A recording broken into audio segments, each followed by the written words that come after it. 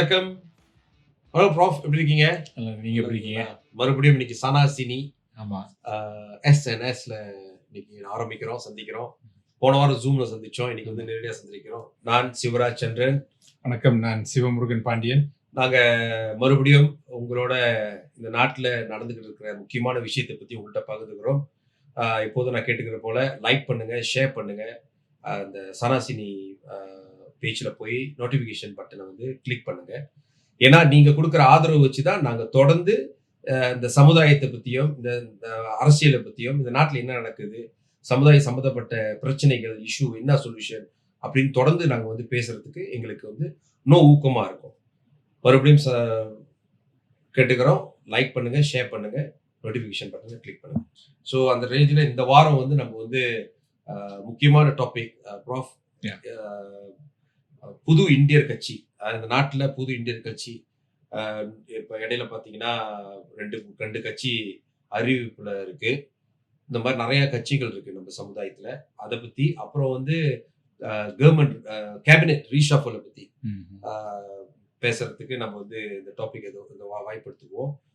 டாபிக்லாம் பார்த்தீங்கன்னா எல்லாம் நம்ம வியூவர்ஸ் கொடுத்தது தான், அவங்க சஜஸ்ட் பண்ணது தான். நம்மளும் திரும்ப வந்து இது வந்து ஒரு சந்திப்பு எடுத்து ஷேர் பண்ணலாம்னு நினைக்கிறோம். ஆமாம், exactly.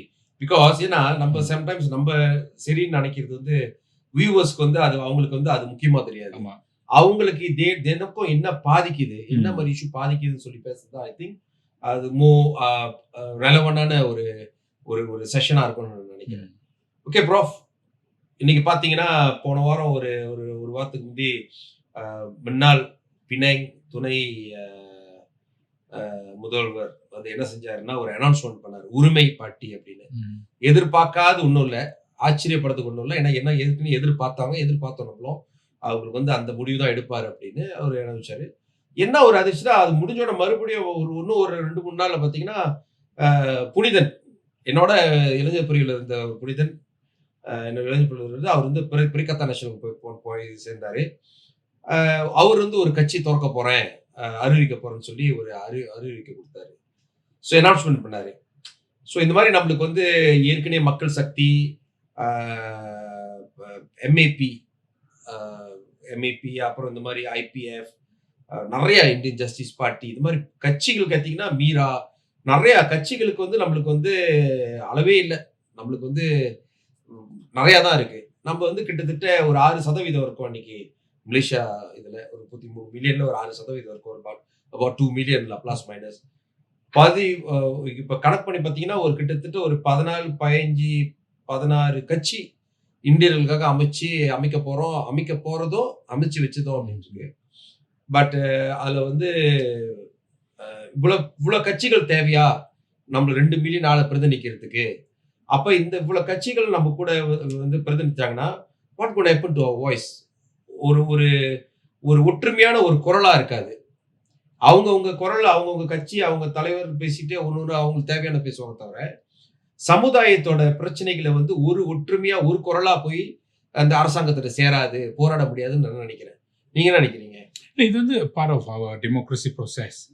Nobody is stopped from forming a party, but at the end we are looking at the goals and also the objective why you want to form a party. நீங்க பார்த்தீங்கன்னா இப்போ இடையில இந்த 2 பார்ட்டி பார்த்தீங்கன்னா ரெண்டும் வந்து கிளியரா என்ன message signal for the community இருக்கிறது ஒரு 6% தான் இருக்கும். நீங்கள் சொன்ன மாதிரி பல கட்சி வந்து இதுக்கு பின்னாலேயே இருந்திருக்கு. இன்னும் தேவையா? இருந்தாலும் அவங்களோட ஆப்ஜெக்டிவ் கிளியராக இருக்கணும். பர்சனல் கோல்ஸ் இருக்கக்கூடாது. கம்யூனிட்டி கோல்ஸ் இருந்தால் we can look into it. But then நீங்கள் சொன்ன மாதிரி it splits further the community interest. ஒரு வாய்ஸாக இருக்கலாமே, ஆனால் ஒரு வாய்ஸ் வந்து யார் அது வந்து ஒரு வாய்ஸாக இருக்கலாம், அது ஒரு கன்சோர்டியம் மாதிரி ஆக்கணும். நீங்கள் பார்த்தீங்கன்னா MIC வந்து பல கட்சியில் பல வருஷத்தில் இருந்துருச்சு. Structure, the manpower, the division, the branches, அது வந்து ஒரு more than 60 years existed. Then you have small parties emerged because of maybe splitting from MIC. You had MIUP, you have Makkal Sakti, MAP, MJIP, and many more. நீங்க சொன்ன மாதிரி will they become one voice? Adan the dilemma of Malaysian Indian in Malaysia. Whether they will represent Indian as a whole. As a whole, பார்த்தீங்கன்னா we have 11 member of parliament. Can they represent us in parliament, or we need another political party to represent us? Whether we need more in numbers of Malaysian lawmaker, or we want more political parties, or we want everyone to come together as a voice. அங்கதான் நம்மளுக்கு வந்து the biggest dilemma. We don't have one voice. Everyone wants to become the representative of our community. Everyone wants to form their own political party. But at the end, what is the goal? Have we achieved what we want? Or we are splitting further. We failed till now. We have to admit we failed in our education, in our employability, in economy, in the interests of community, and whether we are failing further by forming more political parties. ஆமா ப்ராஃப் பாருங்க, ஒரு ஒரு இயக்கத்தை ஆரம்பிக்கும் போது அதோட objective, அந்த fundamental is very important. Because நீங்க ஒரு பார்ட்டி ஆரம்பிக்கிற காரணங்கள் பாத்தீங்கன்னா, பழைய கட்சிகள்லாம் பாத்தீங்கன்னா, ஒரு கட்சியில இருந்து என்னை தூக்கிட்டாங்க, நான் போயிட்டு ஒரு கட்சி திறக்கிறேன், கட்சி தலைவர் ஆக போறேன் அப்படின்னு, என் தொடர்களுக்காக ஆக போறேன். அப்புறம் ஒருத்தர் வந்து அங்க வந்து எனக்கு அந்த மரியாதை கிடைக்கல, நான் வெளியே வந்து ஒரு கட்சி திறக்கிறேன். ஸோ இதுதான் அதோட காரணங்களாவது தவிர, உண்மையிலேயே சமுதாய சிந்தனையில இந்த சமுதாயத்துக்கு என்னாச்சும் செய்யணும், இல்ல சொசைட்டியை வந்து நம்ம அப்கிரேட் பண்ணணும், எம்பவர் பண்ணணும் அப்படின்னு அந்த ஃபண்டமெண்டல்ல வந்து அந்த ஒரு விஷன் மிஷன்ல ஸ்ட்ராட்டஜியில வந்து இது வரைக்கும் கட்சி நான் பார்த்ததே இல்லை. திறந்த புது கட்சி திறந்ததெல்லாம் எது பார்த்தீங்கன்னா ஒரு கோவத்துல தான் திறக்கிறாங்க. இப்ப பாருங்க, நான் வந்து எம்ஐசி விட்டு வெளியாகணும், அன்னைக்கு நிறைய பேர் எனக்கு அடிச்சாங்க, நீங்க ஒரு புது கட்சி திறங்க அப்படின்னாங்க. நீங்க ஒரு புது கட்சி திறக்கல பாருங்க, நிறைய பேர் அடிச்சாங்க புது கட்சி திறக்க. அப்ப நான் வந்து யோசிச்சேன், நான் ஒரு கட்சி திறக்கணும்னு சொன்னீங்கன்னா அது ஒரு நல்ல காரணமா இருக்கும். There must be a solid, a concrete reason why must I form a party to represent Indians. It cannot be based on just because I was not happy with this MIC, I quit, நான் ஒரு party திறந்துட்டேன் அப்படின்னு. So அது 11 பார்ட்டியா போயிரும் தவிர அந்த மக்களை போய் convince பண்ண, ஜெனுவினா போய் கன்வின்ஸ் பண்ணாது. இந்த பார்ட்டி வந்து உண்மையில நம்ம சமுதாயத்தை வந்து தலையெழுத்தை மாற்றக்கூடிய சக்தி இருக்கு இந்த கட்சிக்கு. ஏன்னா ஆரம்பிச்ச காரணமே ஒரு நல்ல ஒரு புனிதமான ஒரு தூய்மையான ஒரு சிந்தனையில் ஆரம்பிச்ச கட்சின்னு தெரியாம போயிடும். ஸோ இதுதான் வந்து நம்ம பண்ற தப்பு. ஸோ இன்னைக்கு உரிமை ப்ராஃப் ஆரம்பிச்சிருக்காரு. நிறைய பேர் நான் பார்த்தேன், கமெண்ட்லாம் பார்த்தேன். அவரும் எனக்கு தனியாக சந்திக்கிறதுக்கு வாய்ப்பு கிடைச்சிச்சு. Prof I met him, I spoke to him, என்ன செய்ய போறீங்க சொன்னார், கட்சி திறக்க போறாங்க. ஸோ நிறைய பேர் கேள்வியும் கேட்டாங்க. இந்த கேள்வி நானும் கேட்டேன் அவர்கிட்ட, ஏன் கட்சி திறக்கிறீங்க கேட்டா அவர் சொன்ன, நம்ம சமுதாயத்துக்கு இந்த மரியாதை எல்லாம் போச்சு, எந்த கட்சியும் நம்ம உரிமையை பேச மாட்டாங்க அப்படின்னு. பட் நான் ask my this question. 3 term வந்து ப்ராஃப் வந்து டெபுட்டி சிஎம் பினாங்கில் இருந்தாரு, டிஏபி அங்கத்தினராக இருந்தாரு. ஆனா அப்பெல்லாம் அவர் வந்து இதை பத்தி பேசல. அப்ப நம்ம உரிமைகள் இருந்துச்சா கூட, அப்ப உரிமைகள் இருந்துச்சுன்னா அப்ப வந்து பாரிசான் நேஷனல் கீழே இருந்துச்சு, நஜீப் வந்து தலைமைத்துவத்தில் இருந்துச்சு. அப்போ வந்து அந்த கேள்வியெல்லாம் அவர் கேட்கல. அந்த கேள்வி ஏத்தாத போது உரிமை வந்து அப்போ அவர் வந்து totally against behind Barisan national MIC and so on. So அப்பெல்லாம் உரிமை நம்ம சமுதாயத்தில் உரிமை இருந்துச்சு. இப்போ இடைக்காலத்துல உரிமை போச்சா? அதான் என்னோட கேள்வி என்னோட மைண்ட்ல இருந்துச்சு. அதே மாதிரி நிறைய பேர் கமெண்ட் பாக்குறவங்க கேட்கறேன் அவங்க வந்து கேட்கறாங்க, இவ்வளவு நாள் என்ன செஞ்சீங்க, 3 டேர்ம் இருந்தீங்க அப்படின்னு. இப்போ உங்களுக்கு பதவி கிடைக்கல, உங்களுக்கு சீட்டு கிடைக்க வாய்ப்பு கிடைக்காத போது தான் நீங்க போய் உரிமையை பத்தி பேசுறீங்களா அப்படின்னு. ஆனா இருந்தாலும் அவர் வந்து அவரோட உரிமை ஒரு கட்சி திறக்கிறது, உரிமைன்னு ஒரு கட்சி திறக்கிறது, இட்ஸ் நத்திங் ராங். ஏன்னா அவர் வந்து ஒரு எக்ஸ்பீரியன்ஸான ஒரு ஆள், பொலிட்டிஷியன், அவருக்குன்னு ஒரு ஃபாலோவர்ஸ் இருக்காங்க. ஸோ மேபி அவர் அந்த ஒரு சிந்தனையில அந்த கட்சியை திறந்து எந்த தூரத்துக்கு போகுதுன்னு நம்ம வந்து ப்ரிடிக்ட் பண்ண முடியாது. But based on the previous record other parties, I think it's going to be very happily better. கஷ்டமான ஒரு சூழ்நிலை வரும். இப்போ நீங்க முதல்ல இந்திரா பேசுனீங்க, இந்திராஃப்குள்ள இருந்த ஒரு மாய்க்காக பிறகு ஒரு பெரிய இந்தியர்கள்லாம் ஆதரவு கொடுத்தது எனக்கு தெரிஞ்சு இந்திராஃப் இயக்கத்துக்கு. இந்திராஃப் இயக்கத்துக்கு ஆதரவு கொடுத்து ரோட்ல இறங்கி சண்டை போட்டு போராடி 2008 இந்த நாட்டோட அரசியல் லேண்ட்ஸ்கேப்பே மாற்றின ஒரு மூவ்மெண்ட் அது. ஆனால் இன்னைக்கு இப்போ அப்படியே போச்சு டிராஃப்ட். ஏன்னா பிகாஸ் ஆஃப் லீடர்ஷிப். லீடர்ஷிப் இல்லாத எந்த இயக்கமோ இல்லை தப்பான சிந்தனையில் இருக்க லீடர்ஷிப் எந்த இயக்கமோ எங்கேயுமே போகாது. Eventually people get to know that is not that the leadership that we expect. இதுதான் எதிர்பார்த்தோம் அப்படின்னு. ஸோ ஐ திங்க் அந்த லீடர்ஷிப் ரோல் வந்து ரொம்ப முக்கியம் ஒரு கட்சியை கொண்டு போகிறதுக்கு. இன்னொன்று, நம்ம 2 மில்லியன் ஆளுக்கு 14 பிரதிநிதிகள் கட்சி. ஆனால் எந்த கட்சியும் போய் பிரசன்ட் பெரிய லெவலில் மாற்றத்தை உருவாக்கலன்னு சொல்லி we failed in education in everything. Now today இன்னைக்கு நம்ம எதிர்கொள்கிற பிரச்சனைகள்லாம் வந்து யாரோ ஒரு ஆள் பண்ண தப்புனால தான் நம்ம இந்த பிரச்சனை எதிர்கொள்றது. அதே சமயத்தில் எம்ஐசியும் நீங்கள் என்டையர்லி பிளேம் பண்ணக்கூடாது. ஏன்னா நான் அந்த கட்சியில் இருந்திருக்கேன். டத்துஸ்ரீ துன் சாமிவேலு காலத்துல இருந்து நான்லாம் ஏன் இந்த கட்சிக்கு போனேன்னாப்போ அவங்களோட செஞ்ச அந்த என்ன சொல்லுவாங்க, அவங்களோட விஷன் கல்விக்கு. இப்போ துன் சாமிவேலு பாருங்க, ஒரு வீட்டுக்கு ஒரு பட்டத்தறி உருவாக்கணும்னு சொல்றாங்க. இன்னை வரைக்கும் அது ஸ்டில் ரெலவென்ட். ஒரு வீட்டுக்கு ஒரு பட்டத்தறி உருவாக்கிட்டோமா நம்ம சமுதாயத்தோட தலையெழுத்து மாறிடும். ஸோ அந்த மாதிரி விஷயங்கள் தான் என்னைய வந்து கவுந்து இந்த மாய்க்கால போய் சேர வச்சு. ஆனால் இவென்ச்சுவலி ஐ ஃபீல் தட் என்னோட பிரின்சிபலுக்கு என்னோட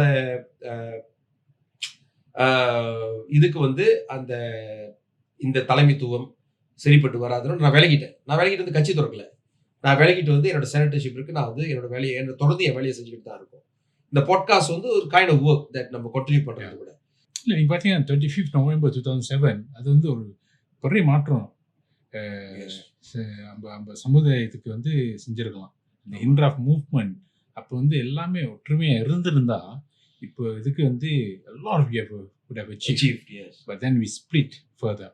Then again, although MIC lost many seats, சேவைக்கு வந்து எல்லாம் MIC தான் போறாங்க. ஆமா, என்னாச்சும் உதவி தேவைப்பட்டதுன்னா எல்லாம் MIC தான் போறாங்க. Still I'm looking at MIC still relevant. Yeah. Looking at their services வந்து அங்கே தான் போறாங்க. Although votes வந்து it's not translated whatever reason, but then maybe because it's still structured. What I'm trying to say is, when you form a new political party, you need manpower, you need logistic, you need nationwide finance support. You cannot have split support just in the sense of forming a party, then you fail at the end. Prof, you need a lot of money, millions of money to run a political party. Definitely, logistic. We have spoke about this earlier, a few months ago. At least one branch, you have to monthly stipulate money. But where do you get it? You just cannot form at the national level or a party form பண்ணிட்டு the division level, at the branches level. Minimum, Prof, ஒரு கட்சியை வழி நடத்துறதுக்கு உங்களுக்கு 5 to 10 million இல்லைன்னா ஒரு வருஷம், if you want to effectively run the political party on the grassroots level, எல்லாமே ஆக்டிவா இருக்கணும்னு சொன்னீங்க, என்கேஜ்மெண்ட் எல்லாம் கரெக்டாக இருக்குன்னா 5 to 10 million இல்லாம மினிமம், டாக்கிங் அபவுட் மினிமம். இந்த பெரிய பார்ட்டிலாம் அவங்க பட்ஜெட் பெரிய பட்ஜெட்டாக இருக்கும். பட் மினிமம் 5-10 மில்லியன் இருந்தாதான் ஒரு அரசியல் கட்சியை நம்ம வந்து வழி நடத்த முடியும். ஸோ மாய்கா வந்து அஃப்கோர்ஸ் எம்ஐசி வந்து எந்த விஷயத்துல எப்படி இருந்தாலும் சரி, ஆனா இந்த விஷயத்துல ஒரு ஸ்ட்ரக்சர்ட் பார்ட்டி, கிராஸ்ரூட் லெவல்ல ஒரு ஃபாலோவர்ஸ் இருக்கிற ஒரு பார்ட்டி, ரொம்ப ஸ்ட்ரக்சர்டான பார்ட்டி.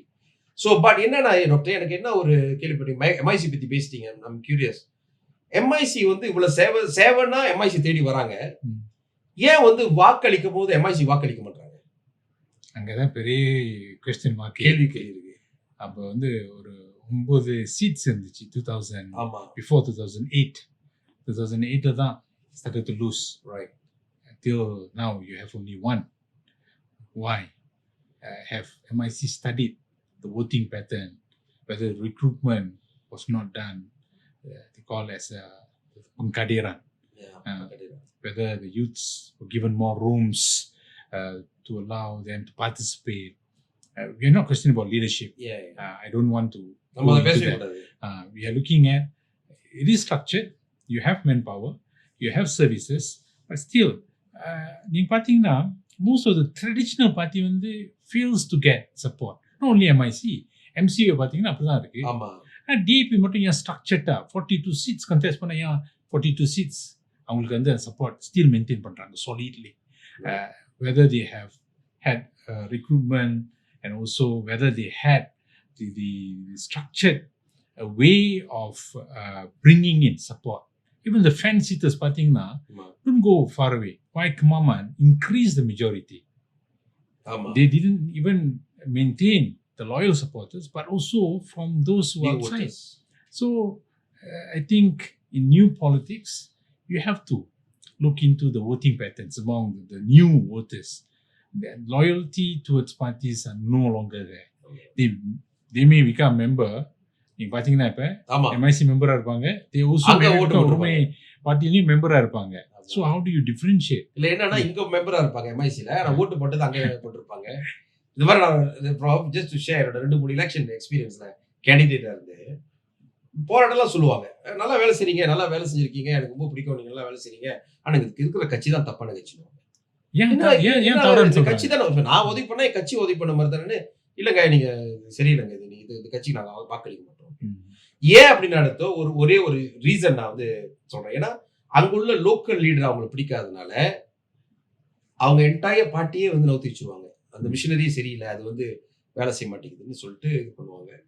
ஸோ நம்ம ரொம்ப MICல ரொம்ப இறங்கிட்டோம். ஏன் நீங்க பொலிட்டிக்கல் பார்ட்டினா நீங்க அவாய்ட் பண்ண முடியாது. You have to No, still you are looking at machinery in பார்த்தா still MIC have the best machinery. Barisan National still have the best machinery. Pakatan Harapan still have the best machinery. PAS, DAP still have the machinery. I think Dr. Ramasamy knows well. DAP still have a strong machinery. When you form a new political party, whether you still have the support as much as what you have seen DAP, I don't think so. So you're starting from zero. DAP has been there for years. So slowly, gradually, they maintain the support and emerged. Matured ஆச்சு அவங்களோட support base. Based on ideology. So உரிமை வந்து whether it's formed based on ideology or personality. So if personality, it's not going to last long. Just like Syed Saddiq in Muda. After Syed Saddiq, what happens to Muda? So you must have succession plan. If I think Dr. Ramasamy had that in DAP, he would not have left DAP. True. So நீங்க என்ன நினைக்கிறீங்க? நம்ம புதுசா வர இளைஞர்கள், புதிய சமுதாயம் வந்து இளைஞர்கள் வந்து மல்டிரேஷியல் பார்ட்டியை ப்ரிஃபர் பண்றாங்க compare with communal based parties?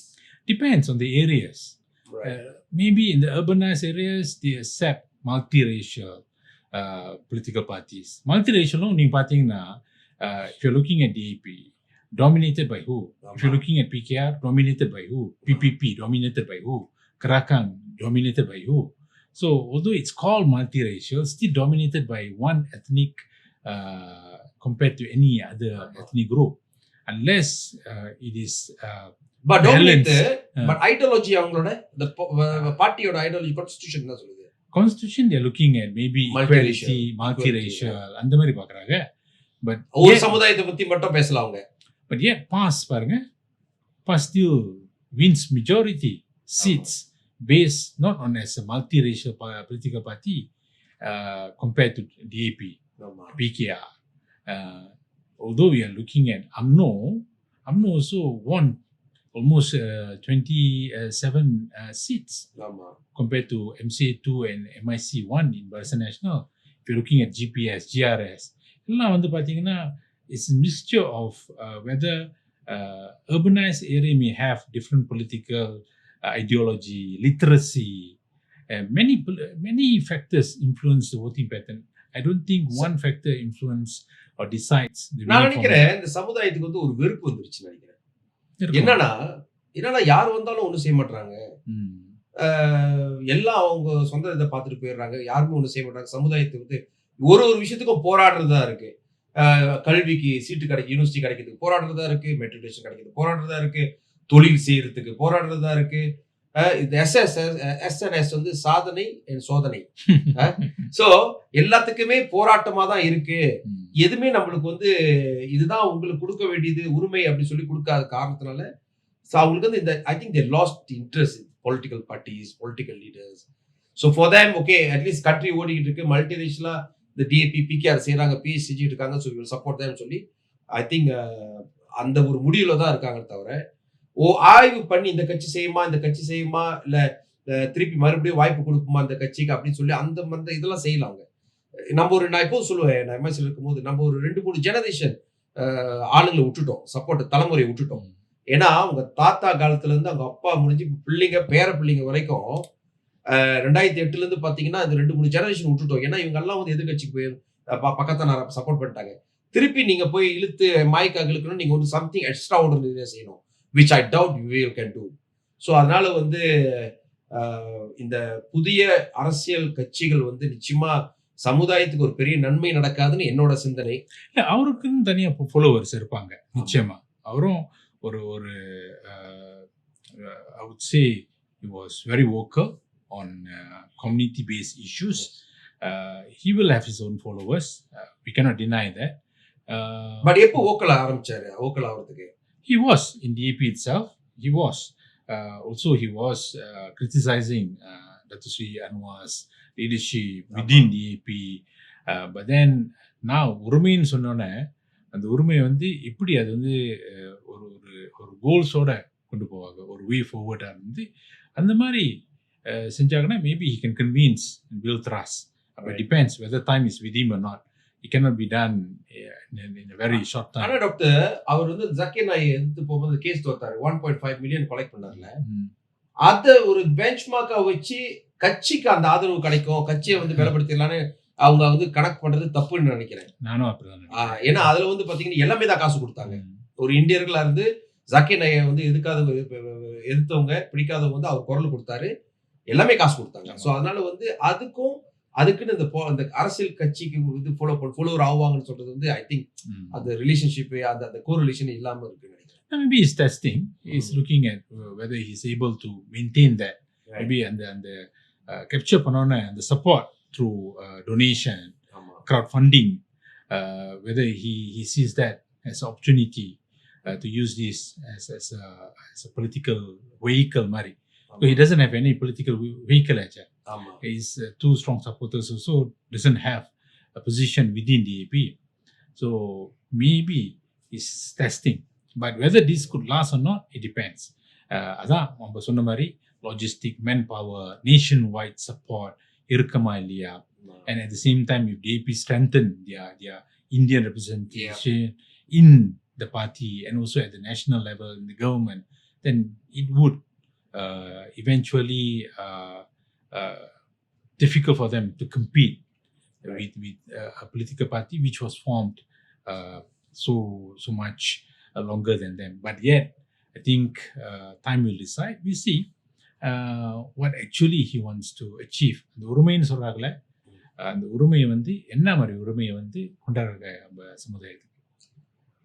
Right. We'll take a short break. Sure. கொஞ்சம் டீட்டெயிலா பேசுவோம் அந்த புதிய இந்தியர்கள் கட்சியை பத்தி. ப்ராஃப் மறுபடியும் ஒரு சின்ன இடைவேளைக்கு பிறகு திருப்பி சந்திக்கிறோம். Back to our Indian political parties. நிறைய கட்சிகள் இருக்கு. முதல்ல பேசணும் உரிமைன்னு. இன்னொன்று புனிதன் சகோதரர் புனிதன் வந்து அவர் ஒரு அறிக்கை அனௌன்ஸ் பண்ணியிருந்தாரு. அது இன்னும் ஒரு 2 வாரத்துல நான் வந்து ஒரு புது கட்சியை பத்தி அனௌன்ஸ் பண்றேன் அப்படின்னு. ஸோ பிஎன் கீழே ஐ திங்க் அவங்க வந்து ப்ரோ பிஎன்லாம். ஸோ பிஎன் அப்கோர்ஸ் புனிதர் ஒரு இளைஞர், அவர் வந்து ஒரு கட்சி திறக்கிறாரு. அப்புறம் வந்து போட்டாங்க he'll be the youngest president of Indian party அப்படின்னு. ஓகே, அதெல்லாம் குட்லா. We need young people to take lead, to guide our community. That's perfect. But PN கீழே ஒரு இந்தியன் கட்சி திறத்து அமைச்சு அவங்க சர்வைவ் பண்ண முடியுமா? Will Indians support that new political party under PN? No, I don't know how Punithan want to convince the Indians. நீங்க பாத்தீங்கன்னா இப்ப கிராக்கானே இருக்கு, ஒரு multicultural party in Perikatan National, but they failed to win even one seat. Even the president nominee failed to win in Bayan Lepas. So whether Punithan will be able to capture whoever dislike any other Indian political parties to support him. As you know, we have Bersatu, we have PAS in Perikatan National. Perikatan National அவங்களும் வாய்ப்பு பார்க்குறாங்க, Indian வந்து support பண்ணுவாங்களா, அது வந்து ஒரு multi கோலிஷனாக மாற்றி ஒரு grand coalition to be an alternative to Pakatan Harapan to Barisan National ஒரு பெருசாக அந்த மாதிரி செய்யணும்னா நிச்சயமாக அவங்களுக்கு ஒரு இந்தியன் பேஸ் பார்ட்டி தேவைப்படுது. அதனால தான் நான் நினைக்கிறேன் புனிதன் வந்து ஃபார்ம் பண்ணுறாங்க. ஆனால் சப்போர்ட் வருமா இல்லையா, whether the Perikatan நேஷனலோட political ideology would suit into the Indians' interest of whatever party Punithan is going to form depends on Punithan himself. Whether he can be the personality to play the check and balance with the other. You have PAS, you have Persatu Anga. How do you try to reciprocate with the other role played by the other parties? And again, logistic, manpower. Maybe they have funding, but to gain support, Persatu and finding difficult Struggling now. to form the structure of the party nationwide. So whether the new Indian political party would be able to play that role, it depends, because they have 4 years to the other 16th general election. அதுக்கெல்லாம் 4 வருஷத்துல அது வந்து செய்யலாமே. Or they're only looking at seats, number of seats. Again, are you going to contest only in the 74 majority Indian populated seats in the 222 parliament seats? Whether they're looking at under constituency mattam, then again Indian is going to fight with another Indian. So who will become the what they call the choice of the voters? Depends whether they're looking at the grand coalition or the individual who are going to contest. நீங்க சொன்ன மாதிரி நீங்க சேவை செஞ்சாலும் ஏன் support வந்து party கொடுக்க மாட்டாங்க, இண்டிவிஜுவலா ஸ்டாண்ட் பண்ணா கொடுக்குறேன்னு சொல்றாங்களா? ஏன் அந்த மாதிரி வந்து நடக்குமா in future? So I think it depends on whether we need another Indian political party or you want to join another multiracial political party. I don't know. But of course, PN வந்து they need this face, Indian, Chinese and Malay. Yeah. நாடு அவங்க ஆளணும்னு சொன்னீங்கன்னா அவங்களுக்கு இந்த multiracial face இருந்தால் மட்டும்தான் அவங்களுக்கு வந்து ஐ பிலீவ் அந்த basic criteria to rule the country அந்த இது கிடைக்கும் அவங்களுக்கு. இல்லைன்னா அது வந்து ஒரு ஒரு இனம், ஒரு மதம் சம்மந்தப்பட்ட கட்சி ஆயிரும். பிகாஸ் ஆல் த வை நீங்கள் பார்த்தீங்கன்னா பெருசத்து பாஸ்லாம் வந்து இடத்தை பற்றி இஸ்லாம், மலே ரைட்ஸை பற்றி தான் பேசியிருக்காங்க தவிர மல்டிரேஷியல் யாரும் பேசல. Even parliament hardly see anyone brought up all this multiracial thing. Here and there, of course, செய்வாங்க. But generally பார்த்தீங்கன்னா they are focused, very focused on Malay agenda, Malay rights, Islam அந்த மாதிரி போயிட்டாங்க. ஸோ அதை வந்து எப்படி ஒரு புனிதன் போய் அதை வந்து ஒரு இந்தியன் கட்சி ஆரம்பிச்சு ஆதரவுகளை கொண்டு போய் சேர்க்க போறாருன்னு வந்து ஒரு கேள்விக்குறி. பட் நம்ம வந்து ப்ராஃப் நம்ம வந்து நம்ம யாரும் டிஸ்கரேஜ் பண்ணக்கூடாது. ஐ think we need good Indian party to represent Indians. That's perfectly, we all agree. But அவருக்கு அந்த இந்தியர்களை கொண்டு போய் சேர்க்கும் போது இந்த கட்சியில அந்த அந்த மரியாதையை வந்து அவங்க கொடுப்பாங்களா? அந்த உரிமைன்னு சொல்றாங்களே, அந்த உரிமை, அந்த அந்த whatever the government அரசாங்கம் வந்து செய்யணும், சமுதாயத்துக்கு செய்யணும்னா அவங்க செய்வாங்கன்னு ஒரு பெரிய டவுட் தான். அந்த நம்பிக்கை எனக்கே இல்லை. பிகாஸ் உங்களுக்கு தெரியும், ஏற்கனவே பிஎன் எனக்கு தான் ஆஃபர் பண்ணாங்க. உங்கள்கிட்ட கூட டிஸ்கஸ் பண்ணேன் நான், ஒரு கட்சி திறந்து இந்தியன் கட்சி திறந்து அவங்கள்ட்ட சேர்ந்து. பட் நான் வந்து அது எனக்கு அது சரின்னு படலை. பிகாஸ் என்ன ஐடியாலஜிக்கலி அது வந்து நம்மளுக்கு we cannot work with past. பெர்சாத்துவோட ஐடியாலஜி மகாதீர் ஐ திங்க் ரொம்ப டிஃபிகல்ட் ஃபார் us. பிகாஸ் நம்ம வந்து சமுதாயத்தை சப்போர்ட் ஆதரவு எடுக்கிறது வந்து அவங்க சும்மா நம்ம பொலிட்டிக்கல் ஆதரவு எடுத்து அவங்களை போய் தப்பான விஷயத்த போய் சேர்க்கக்கூடாது. அப்புறம் நாளைக்கு நம்ம தான் ஆன்சரபிளா இருக்கணும், நம்ம பிள்ளைங்களுக்கு தான் அதுக்கு பதில் சொல்லணும். ஸோ அதனால வந்து அதை வந்து ஆரம்ப கட்டத்திலேயே நான் விலகிட்டேன். பட் யார் வேணாலும் அதை செய்யலாம். இப்போ புனிதன் செய்யறாரு, அந்த முயற்சி எடுத்திருக்காரு. விஷயம்ல ஆல் தி பெஸ்ட்.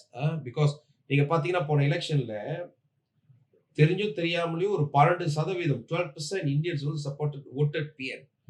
அவங்க தெரிஞ்சு போனாங்களா இல்ல வேற காரணத்தினால போனாங்கன்னு தெரியல. பட் தி ஓட்டட் 12% வந்து ஐ டோன்ட் நோ ஸ்டாட்டிஸ்டிக்ஸ் உங்களுக்கு தான் கரெக்டா தெரியும். பட் 12% ஒரு போர்ட்டல் 20% சொல்லியிருந்தாங்க. I doubt 20%. 12% வந்து வாக்களிச்சிருந்தாங்க பிஎனுக்கு.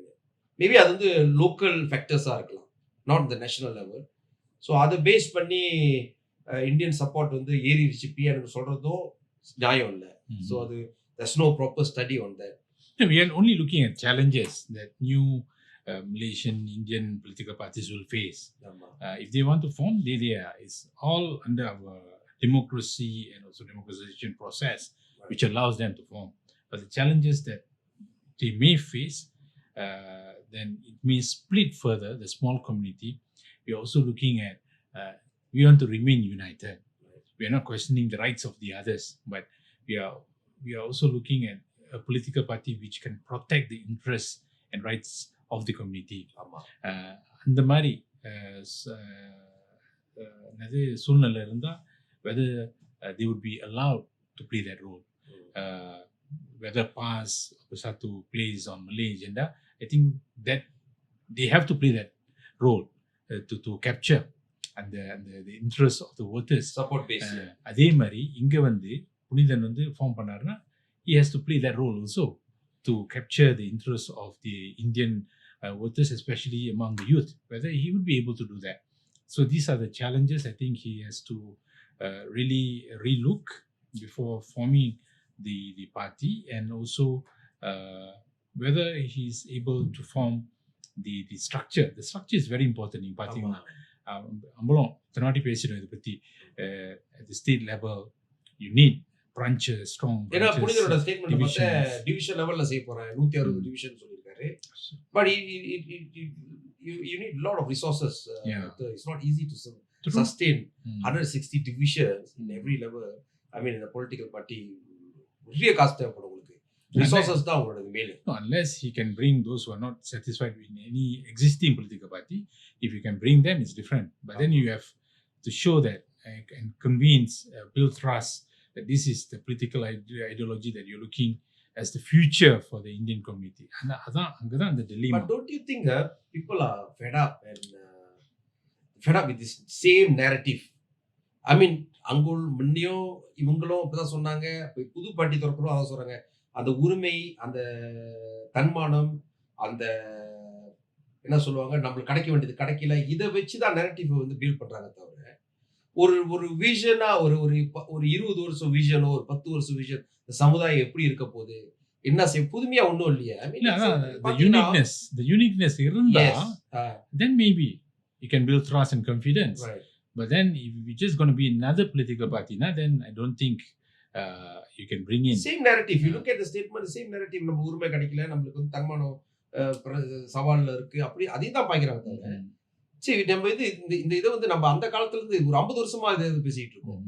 ஸோ ஐ திங்க் நேரட்டிவ் மாறணும், விஷன் உள்ள லீடர் வரணும், ஜெனுவினா இருக்கணும். That's very important. பிகாஸ் சொந்த சுயநலத்துக்கு ஒரு கட்சியை திறந்து வழி நடத்துறது வந்து சும்மா காணா போயிடுவோம்.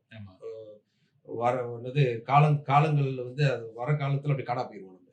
பிகாஸ் உங்களை முடிஞ்சு வேற யாரும் எடுத்து செய்ய போறா, உங்களை மாதிரியே அந்த சிந்தனை இருக்கணும் அவருக்கும். ஸோ அதனால அஃப்கோர்ஸ் புது இந்தியன் பார்ட்டி இப்போதைக்கு எனக்கு தெரிஞ்சு வந்து பிரிவினையை தான் உருவாக்குது. ஏன்னா நம்ம சொன்ன மாதிரி இந்த ஆக்டிவா பொலிட்டிக்கல் கிரவுண்ட்ல வந்து ஆக்டிவா இன்வால்வ் ஆகுறது இந்தியன்ஸ் வந்து பாத்தீங்கன்னா ஒரு 200,000-300,000 தான் இருப்பாங்க. இந்த 200,000-300,000 யாருன்னா முக்காவாசி பேர் எம்ஐசியில் இருந்தவங்களா இருப்பாங்க, எம்ஐசி ரிலேட்டடா இருப்பாங்க, எம்ஐசியோட பிள்ளைங்க, அவங்க இருந்த தலைவர்களோட பிள்ளைங்களா இருப்பாங்க. இந்த 200,000-300,000 தான் இவங்க தான் political players, actors in Malaysia. So எந்த கட்சி திறந்தாலும் இந்த 3 கட்சி 4 கட்சி they go to split that 200,000-300,000 among themselves. ஆனா if let's say you have few political parties, if they form a kind of consortium, if they plan to work closely gabungan party politik on issue based consortium, then I think they can perform. Yes. But if you're going to work silo then it's difficult lah. But see, அது ஒரு நல்ல ஒரு கேள்வி. 3 பேரும் வேலை செய்ய முடியாத காலத்துல தான் தனியா வெளியாகி ஆளுக்கு ஒரு கட்சி திறந்துட்டாங்க. இப்ப இவங்க 3 பேரும் ஒரே இதுல வேலை செஞ்சு கபுங்கள்ல வேலை செஞ்சு சமுதாயத்துக்கு குரல் கொடுப்பாங்கன்னா எனக்கு வந்து ஒரு பெரிய கேள்வி. எனக்கு என்னை பொறுத்தவரைக்கும் அது நடக்காத ஒரு கதை. சும்மா அவங்களுக்கு ஒரு இன்ட்ரெஸ்ட், மேரேஜ் ஆஃப் கன்வீனியன்ட் வாங்கல, அப்ப தேவைப்பட்டா சேர்ந்துக்குவோம்.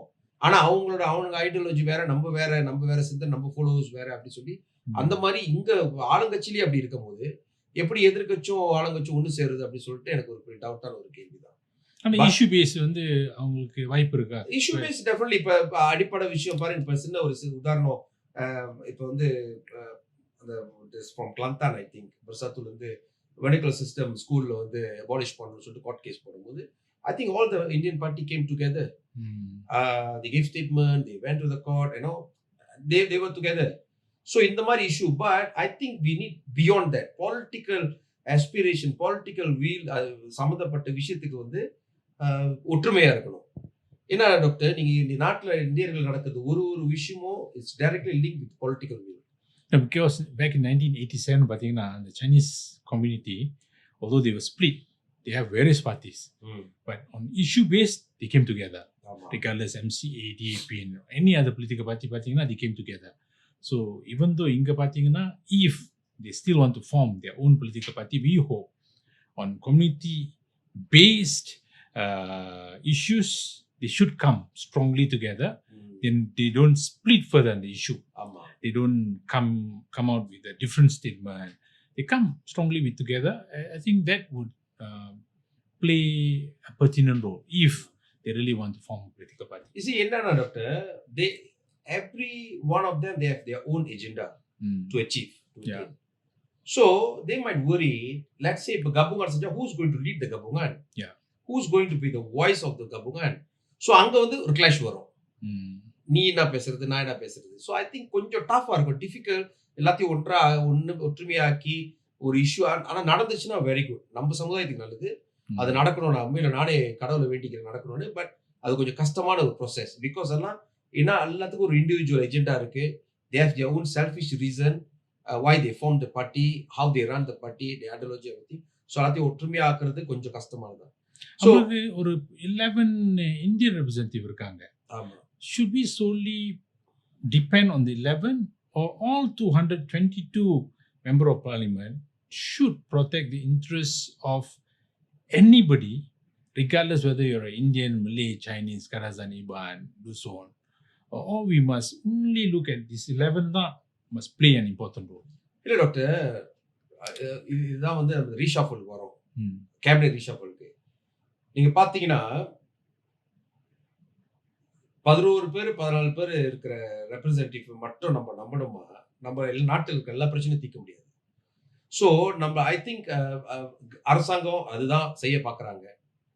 டாக்டர் ஸ்ரீ அன்வாரும் ஐ திங்க் அதுதான் செய்ய பார்க்குறாரு. தட் மீன்ஸ் அந்த எல்லா மெம்பர் ஆஃப் பார்லிமெண்டோட பொறுப்பு அந்த அவங்க கான்ஸ்டியூஷன்ல இருக்கிற எல்லாமே வந்து இந்தியர் சீரர் மலாய்க்கர் எல்லாத்தையும் நீங்க பார்க்கணும். அவங்க பிரச்சனை, அடிப்படை பிரச்சனைகள் தீரணும். இது வந்து தியோரிட்டிக்கலி பார்க்க நல்லா இருக்கு. இந்த மாதிரி 222 பார்லிமெண்ட் நடந்துச்சுன்னா நம்ம சமுதாயத்துக்கு பிரச்சனை இருக்காது. ஒரு சின்ன உதாரணம் கொடுக்குறேன். இன்னைக்கு பிணையங்களை பார்த்தீங்கன்னா 2 நாளுக்கு முந்தி ஒரு ஃபேமிலிக்கு வந்து சாப்பிட காசு இல்லை, வீடு இல்லை அப்படின்னு வந்து நியூஸ் வருது. அப்போ அங்குள்ள மெம்பர் ஆஃப் பார்லிமெண்ட் செஞ்சிருக்காங்க. அந்த மாதிரி பார்த்தீங்கன்னா போனோட்டி கோலஸ்டைம் உள்ள வருது. இந்த மாதிரி ஒரு மெம்பர் ஆஃப் பார்லிமெண்ட்டும் இறங்கி அந்த பிரச்சனை தீர்த்தான்னு சொன்னீங்கன்னா இந்த பிரச்சனைலாம் வெளியே வர வாய்ப்பு இல்லை. நம்ம சமுதாயத்துக்கு ஒரு சின்ன பிரச்சனை, நம்ம பிரச்சனைகள் அடிப்படை பிரச்சனைகள் டாக்டர். பேசிக் எஜுகேஷன், தங்குற இடம், அவங்களுக்கு வந்து வேலை வாய்ப்பு, இதுதான். ஸோ அது ஏற்பாடு பண்ணி கொடுத்துட்டாலே நினைக்கிறேன் நம்ம சமுதாய பிரச்சனையே தீர்ந்துடும். அதே மாதிரி பிரச்சனை தான் மலாய்க்காரங்களுக்கும் இருக்கு, சீனங்களுக்கும் இருக்கு. சீன மேபி கொஞ்சம் ஸ்லைட்லி டிஃப்ரெண்டா இருக்கும். ஸோ மெம்பர் ஆஃப் பார்லிமெண்ட் இஃபெக்டிவா எல்லா சமுதாயத்தில் இருக்கிற எல்லாத்தையும் பார்த்தாங்கன்னா நம்மளுக்கு பிரச்சனை தீர்ந்துச்சு. ஏன்னா அவங்களுக்கு பட்ஜெட் இருக்கு. I think they were given about 3-4 million a year to do their work. அந்த ஃபண்டிங்ல டு டெவலப்மெண்ட் வச்சு they can help the association, they can help the people, வீடு கட்டலாம், எல்லாம் செய்யலாம். 3-4 மில்லியன் அவங்க எப்படியெல்லாம் செலவு பண்ணலாம். ஸோ ஒரு டேர்ம் பார்த்தீங்கன்னா 3 மில்லியன் வச்சுங்க, ஒரு டேர்ம் பார்த்தீங்கன்னா 15 மில்லியன் இருக்கு. ஸோ டாக்டர் ஸ்ரீ அன்வார் காலத்தில் வந்து ஒரு டேர்ம் வந்து 6 மில்லியன் கொடுப்பாரு, ஒரு வருஷம் 6 மில்லியன் கொடுப்பாரு. அப்போ 5 வருஷத்துக்கு நம்மளுக்கு வந்து 35 மில்லியன் இருக்கும். ஸோ இதை வந்து அவங்க சரியா பயன்படுத்தினாங்கன்னா அங்குள்ள மக்களோட பிரச்சனைகள் தீரும். ஸோ 11 பேர் மட்டும் நம்பி இவங்க குரல் கொடுத்து இவங்க வந்து மாற்றத்தை உருவாக்கணும்னு சொன்னா I don't think they can influence the policy makers, especially the ministers, to change the policy according to the needs of the Indians. I doubt they can do that. But should the Prime Minister consider to increase the number of Indian background in the cabinet when he consider to reshuffle? Because we know அது வந்து அவங்களோட prerogative to reshuffle, Kosam முத்தலா Prime Minister lah. But let's say if he wants to reshuffle, should he consider to bring in more Indians as a representative in the cabinet? Okay, race base பார்த்து எடுத்தா cabinet form பண்ணாங்கன்னா அவங்க definitely வந்து ஒரு Indian தான் போட்டிருப்பாங்க. ஆனா திறமைகளை அடிப்படையில பார்த்து எடுத்தாங்கன்னா மேபி கூட இந்தியன் இருக்கலாம். That means the Indian representative can be from Indian community, but he can perform, he can deliver for the entire Malaysia. Immaterial Chinese, Malay or Chinese, Indian. அந்த மாதிரி ஒரு கெப்பாசிட்டி பேஸ்ல எடுத்தாங்கன்னு சொன்னீங்கன்னா கூட இந்தியர்கள் எடுக்கலாம் அவங்க. ஏன்னா அவங்க வந்து நாட் நெசசரி இந்தியன் ஒன்று தான் எடுக்கணும்னு அவசியம் இல்லை. திறமையை அடிப்படையை வச்சு, அவங்க கேப்பபிலிட்டி அடிப்படையை வச்சு வேற மினிஸ்டர் கூட எடுக்கலாம். அப்படி திறமையானவங்க அந்த குரூப்ல இருந்தாங்க. பட் என்னன்னா, இப்ப நம்மளோட பிரச்சனை என்னன்னா, நம்மளுக்கு அந்த காலத்துல இருந்து ஒரு இந்தியர் அமைச்சர், 2 துணை அமைச்சர், இதே ரேஷியோல ஓடி இருக்கனால அதை அப்படியே கண்டினியூ பண்ணிட்டாங்க. சோ இப்ப பாத்தீங்கன்னா எல்லா ஒட்டுமொத்தம் சமுதாயத்தோட பாரங்கள் வந்து ஒரே அமைச்சர் கையில ஓடுது. ஏன்னா இது மினிஸ்டர் தான் வந்து கேபினெட் மீட்டிங் போவாரு. சம்பந்தப்பட்ட பிரச்சனைகளை யார் கொண்டு போவாங்க? கேபினெட் மினிஸ்டர் தான் கொண்டு போவார். வேற யாரும் கொண்டு போவாரு? Not even deputy minister. So அந்த மினிஸ்டர் கையில தான் அந்த பாரமே அவர் தலையில போட்டு, ஒரு ஆள் பேர் போட்டு என்டையர் சமுதாய பிரச்சனை தீரு அப்படின்னு சொல்லி கொடுத்துட்டோம். அனுபவம் வாய்ஸ் பாத்தீங்கன்னா எம்ஐசில முந்தி இருந்த அமைச்சர்கள்லாம் வந்து ஒரு அளவு மேனேஜ் பண்ணாங்க. பிகாஸ் தூன்சாமி காலத்துல இருந்து ஒரு அமைச்சரா இருந்தாலும் அந்த அனுபவங்கள், அந்த பேக்ரவுண்ட், அந்த ஃபோக்கஸ், நம்ம சென்ட்ரிக் வந்து கம்யூனிட்டி சென்ட்ரிக். தட் மீன்ஸ் வேற யாரை பத்தி பேச மாட்டோம், நம்ம சமுதாயத்தை பத்தி பேசுவோம், இந்தியர்களை பத்தி பேச சொல்லி அது வந்து அப்படியே வளர்ந்துச்சு. எம்ஐசியில் இருக்கிற மினிஸ்டர்கள்லாம் வந்து சமுதாயத்துக்காக அங்க வந்து போராடுவாங்க, வருவாங்க. ஆனா இப்ப இருக்கிற சூழ்நிலை, இப்ப சிவகுமார் இருக்காரு, வைபி சிவகுமார், அவர் வந்து இந்தியர்கள் கொண்டு பேசினாலும் அவருக்கு பிரச்சனை தான். ஏன்னா அவர் வந்து ஒரு மல்டி ரேஷியல் பார்ட்டில இருந்து வந்தவர். அப்புறம் அவருக்கு அவசரம் பண்ணா சீனன் கேட்பாங்க, நீ எனக்கு பேசல, மலாய்க்கர் கேட்பாங்க எனக்கு பேசல. ஸோ அவங்க அந்த டெலிமால மாட்டிக்கிட்டு இருக்காங்க. ஸோ இது வந்து ஒரு பெரிய சவால் சேலஞ்சிங் சிச்சுவேஷன் சொல்லலாம் இந்தியர்களுக்கு. டெபுட்டி மினிஸ்டர் பார்த்தீங்கன்னா ஒருத்தவங்க தான் இருக்காங்க, வைபி சரஸ் இருக்காங்க. ஸோ மேபி வந்து பிரைம் மினிஸ்டர் வந்து no more deputy minister. Like education, I think we need someone to represent us because we have a lot of அடிப்படை பிரச்சனையே வந்து எஜுகேஷன்ல தான் இருக்கு. ஏன்னா அது அப்படியே நம்ம விட்டுட்டு போன மாதிரி ஆயிடுச்சு, அப்படியே தள்ளி போற மாதிரி. இப்போ மெட்ரிகுலேஷன் பாருங்க, நான் பார்லிமெண்ட்ல கேட்டேன் கேள்வி, இதை நான் எப்போதுமே கேட்பேன். இந்த வருஷம் மெட்ரிகுலேஷன் எத்தனை பேர் எடுத்திருக்கீங்கன்னு கேட்டேன். எத்தனை பேர் எடுத்திருக்காங்க? 1117 பேர் தான் இந்த வாட்டி எடுத்திருக்காங்க, ரெஜிஸ்டர் பண்ணிருக்காங்க. நம்மளுக்கு 1500 பேர், 1800 பேர், 2000 பேர் ஒரு வருஷம் போறது கெப்பாசிட்டி ராஜீவ் கேபினட்ல நம்மளுக்கு அப்ரூவல் கொடுத்து நம்ம செஞ்சுக்கிட்டு இருந்தோம். இன்னைக்கு பாருங்க ஒரு 500-600 பேர் குறைஞ்சிருச்சு. இதை ஏன்னா இது மானிட்டர் பண்ணாதனால, நம்ம போய் போராடுறதுனால, கேட்காதனால. அப்பவே நம்ம கேட்கும் போது என்ன சொல்லுவாங்க, இல்ல இது வந்து இவ்வளவுதான் கொடுக்க முடியும் நம்ம அப்படின்வாங்க. Because they paste on the 10% proportion, 5.something% will go to Chinese, 3.72% for Indian. நான் என்ன கேட்டேன்னா, சைனீஸோட நம்மளுக்கு தானே கூட உதவி, இது பிகாஸ் இது ஆரம்பத்தில் நம்மளுக்கு தான் கொடுத்தாங்க 10%. நம்மளுக்கு தான் ரொம்ப தேவைப்படுது இந்த கல்வி வாய்ப்பு யூனிவர்சிட்டி போறதுக்கு. Instead of 3.7%, why not increase to 6%? The 4% you give it to Chinese and others. Because Chinese வந்து வேற மோட் இருக்கு, பிளாட்ஃபார்ம் இருக்கு யூனிவர்சிட்டி போக. they are affordable, they can go to private universities and so on. But நம்மளுக்கு அந்த மாதிரி situation இல்லை, அதை செய்ய மாட்டாங்க. நான் பிரைம் மினிஸ்டருக்கே மெசேஜ் பண்ண பர்சனலா, இதை நம்ம செய்யணும், செஞ்சிருக்கணும் அப்படின்னு. ஸோ நான் நினைக்கிறேன் இதுதான் வந்து நம்ம பார்க்கணும். மறுபடியும் நம்ம வந்து ஒரு of course we need another additional possible நல்ல மினிஸ்டர். இன்னொரு மினிஸ்டர், 2 மினிஸ்டர் இருந்தாங்கன்னா வேகமா இருக்கும். they can லைக் டெலிவர் பண்ணலாம் நிறையா. எல்லாம் டெபுட்டி மினிஸ்டர் கூட ஆக்கணும், அவங்க திறமையானவங்களை போடணும். அவரு ஐ பிலீவ் பாத்தீங்கன்னா நிறைய பேர் இருக்காங்க. இப்போ இது பிகேஆர்ல, டிஏபியில நிறைய பேர் இருக்காங்க. ஸோ அதை கன்சிடர் பண்ணி போடலாம். எனக்கு உங்கள்கிட்ட ஒரு கேள்வி இருக்கு. யூ திங்க் எம்ஐசிக்கு வந்து இந்த மினிஸ்டர் கொடுப்பாங்கன்னு நினைக்கிறீங்களா? என்ன பயங்கரமா பேசிக்கிருந்தாங்க. It depends, because நீங்க பாத்தீங்கன்னா Prime Minister also have to consult the other coalition political parties, Barisan Nasional, GPS, GRS, when he wants to appoint a member of cabinet. Although it's a prerogative, definitely I think he will consult. Based on the name suggested by the coalition member, that normally Prime Minister will appoint. Right. It is very rare Prime Minister will appoint somebody out of the recommendation given by the president of the coalition. So it depends whether the president of Barisan Nasional wants to again nominate, for example, Dato Sivarraajh as a minister. It depends whether Prime Minister would want to have another minister who have experience. பார்த்தீங்கன்னா அவர் deputy மினிஸ்டராக இருந்தார், மினிஸ்டராக இருந்திருக்காரு. Maybe another வாய்ப்பு இருக்கலாம். But it depends on the president, chairman of Barisan Nasional, and also the Prime Minister himself. Or Prime Minister is looking at new faces. Normally, when it comes to reshuffle, one, you're looking at whether you want to retain. Whether you want to retain. Second, whether you want to change the portfolio. Maybe Sivakumar is human resource, maybe change other portfolio. Second, you drop whoever didn't perform, you drop. Third, you bring newcomers. So whether the newcomers are someone who have experience or really new breed that the Prime Minister feels, who I think at the end, coming 4 years, this must be the dream team of Anwar, who really understand what the Prime Minister wants for the nation, and also the cabinet members are not criticized after this. Right. We know after 1 year, some are criticized because there are first-time inexperienced. Some are also criticized, although have experience, didn't perform. So in the சூழ்நிலை வந்து நினைக்கிறேன் Prime Minister really have to take into consideration many factors, because the government is not only Pakatan Harapan government. It comprises many other coalition. It's a unity government. So I think he will consult the chairman of other coalition before deciding the formation of cabinet. But Doctor, politically பார்ப்போம், ஒரு சீட்டு தேய்ச்ச எம்ஐசிக்கு வந்து அந்த minister post கொடுத்தாங்கன்னா 42 சீட்டு தேய்ச்ச DAP வந்து கோச்சிக்க மாட்டாங்களா? இல்லை, அது logically நீங்கள் பார்த்தீங்கன்னா ரேஷனலி வந்து நிச்சயமாக கோச்சிக்குவாங்க. இப்படி ஒரு பார்ட்டிக்கு வந்து ஒரே ஒரு சீட்டுக்கு வந்து நீங்க கொடுக்குறீங்க. ஏன்னா எலெக்ஷன் ரிசல்ட்ஸ் பாத்தீங்கன்னா நம்ம அவங்களுக்கு வந்து அந்த சப்போர்ட் பேஸ் குறைஞ்சிருச்சு, எம்ஐசிக்கு இல்ல. அந்த சப்போர்ட்லாம் வந்து இப்ப டிஏபி பிகேஆருக்கு இருக்கு. ஸோ இவங்களை சப்போர்ட் ஆதரவு மக்கள் ஆதரவு கொடுக்காத ஒருத்தர் தூக்கி போட்டுட்டு ஆதரவு கிடைச்ச கட்சியில இருந்து அவங்களை வந்து தூக்குனா ஐ திங்க் அது கொஞ்சம் பேக் ஃபயர் பண்ணாது பிரதமரை? It will, unless DAP the number is increased when you bring in other members from Barisan National. Right. Yeah, maybe என்னோட my opinion, my view, I think maybe PM வந்து will consider one deputy minister from MIC. Maybe. Yeah. Of course, his prerogative, he decides.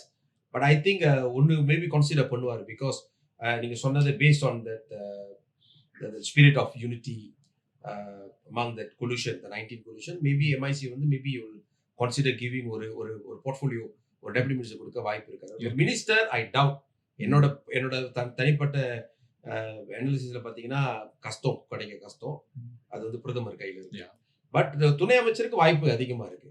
So மாய்கா வந்து நல்ல ஒரு துணை அமைச்சரை வந்து அவங்க வந்து ரெக்கமெண்ட் பண்ணி போட்டாங்கன்னா, சமுதாயத்துக்கு வேலை செய்யற ஒரு ஆளை போட்டாங்கன்னா நினைக்கிறேன் ஒரு அளவு மாய்கா மேல திருப்பி நம்பிக்கை வரதுக்கும் வாய்ப்புகள் இருக்கு. Depends on the candidate, depends on the leadership of மைசி. உங்களை கூப்பிட்டாருன்னா உங்களை கேபினெட்ல வந்து ஒரு மெம்பரா ஆக்கணும், நீங்க என்ன சொல்லுவீங்க? யாரு, பிரதமரா? இல்ல என்னது, பிரதமர் தான் கூப்பிடுவாரு. பிகாஸ் நீங்க தான் பார்ட்டி இல்ல சில இப்ப. இல்ல என்னன்னா டாக்டர், நான் வந்து ஒரு கான்ட்ரோவர்ஷியல் ஆள் ஆயிட்டேன். இப்ப நான் எம்ஐசிலையும் இல்ல, இப்ப வெளியாயிட்டேன். இப்ப நான் கட்சியிலையும் இல்ல, எம்ஐசி விட்டு வெளியாகிட்டேன், கட்சியில இல்ல. ஸோ நான் வந்து அஃப்கோர்ஸ் ஒரு புது கட்சிக்கு போக போறேன். அது எப்போன்னு தெரியல. ஒரு புதிய கட்சி நிச்சயமா நான் சேர போறேன். நான் இப்பன்னு தெரியல. நீங்க வந்து புது கட்சி ஃபார்ம் பண்ணல? இல்லங்க, விட்டுருங்க. நீங்க இந்த புது கட்சி இந்த சமுதாயத்தில் இருக்கிற கட்சிகளே போதும். ஸோ நானும் பிரிக்க விரும்பல சமுதாயத்தை. பட் எனியாவ் நான் எந்த கட்சியில போதாலும் அந்த சமுதாயத்துக்கு நான் தொடர்ந்து வேலை செய்வேன். That's my commitment. பிகாஸ் என்னோட ஆரம்ப ட்ரைனிங்கே அப்படிதான், சமுதாயத்துக்கு வேலை செஞ்சு எம்ஐசில இருந்து. எம்ஐசில ஒன் குட் திங் அபவுட், என்னை ஒரு ஆள் தெரியுதுன்னா எம்ஐசினால தெரியுது. ஸோ வெளியே வந்தோட நான் வந்து I didn't condemn MIC. I didn't do any bad thing to MIC member. But அந்த ட்ரைனிங் வந்து வெரி இம்பார்ட்டன்ட். MIC வந்து ட்ரெயின் பண்ணது வந்து எப்படி ஒரு நல்ல சமுதாய தலைவராக வருதுன்றது பேஸ் வந்து MIC தான். ஸோ அதனால எனக்கு பிரதமரே நேராக வாய்ப்பு கொடுத்தாருன்னா மேபி நான் அக்செப்ட் பண்ணிக்குவேன். Nothing wrong. என்னால் வேலை செய்ய முடியும். அப்போ நான் அஃப்கோர்ஸ் ஆன் த போர்ட்ஃபோலியோ என்ன கொடுக்குறாங்களோ முக்கியம். But I don't think so doctor. ஏன்னா பார்ட்டிகள் நிறையா இருக்குது, அவங்க நிறைய தலைவர்களை வந்து பிரதமர் பார்க்கணும். ஸோ அதனால் எனக்கும் இப்போ ஒரு பெரிய இது இல்லை. இப்போ நான் ஒரு கட்சியில் சேர்ந்து அங்கே வேலை செஞ்சு திருப்பி நான் வந்து வரணும் திருப்பி. So that's the secondary. அதை அப்புறம் விட்டுருவோம். கிடைச்சா கடவுளுக்கு நன்றி சொல்லுவோம், இல்லையா நம்ம பாட்டுக்கு வேலை செய்வோம் தொடர்ந்து. இந்த செனட்டரே ஒரு நல்ல பிளாட்ஃபார்ம் டாக்டர். எனக்கு I can watch out, I can do lot of things for community.